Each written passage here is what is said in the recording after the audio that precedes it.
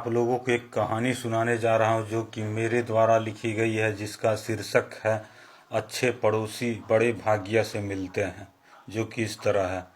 एक गांव में एक वीरभद्र नाम का किसान रहता था। वह बड़ा ही झगड़ालू, दुष्ट और अभिमानी स्वभाव का था। वह किसी भी प्रकार से किसी भी लोगों की मदद नहीं करता और दूसरे लोगों को तुच्छ नज़र से देखा करता था।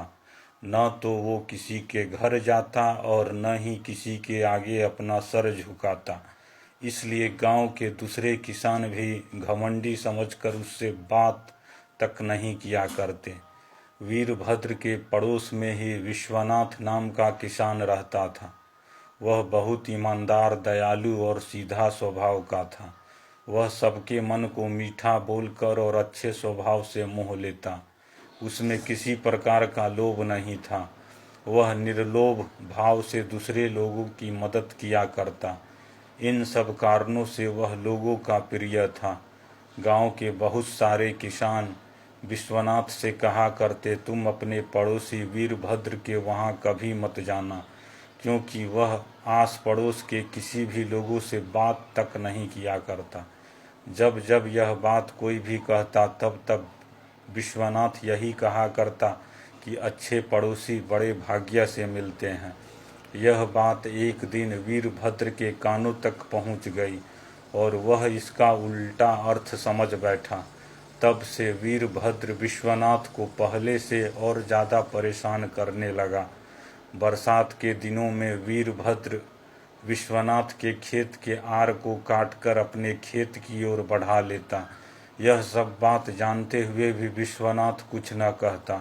दूर से कोई व्यापारी जब विश्वनाथ से मिलने आता तो रास्ते से ही वीरभद्र उसे भगा दिया करता।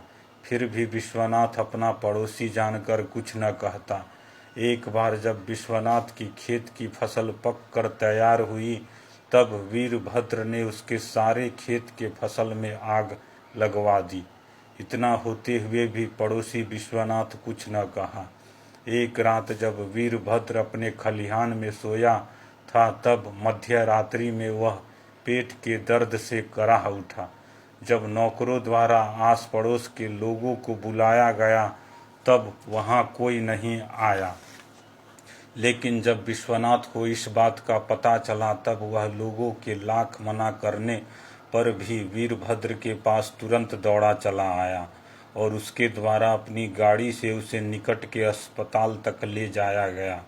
अगले दिन विश्वनाथ के ऐसे विचार स्वभाव को देखकर वीरभद्र का अभिमानी स्वभाव भी उसी समय से बदल गया और कहता, अच्छे पड़ोसी बड़े भाग्य से मिलते हैं, और दोनों में गहरी मित्रता हो जाती है।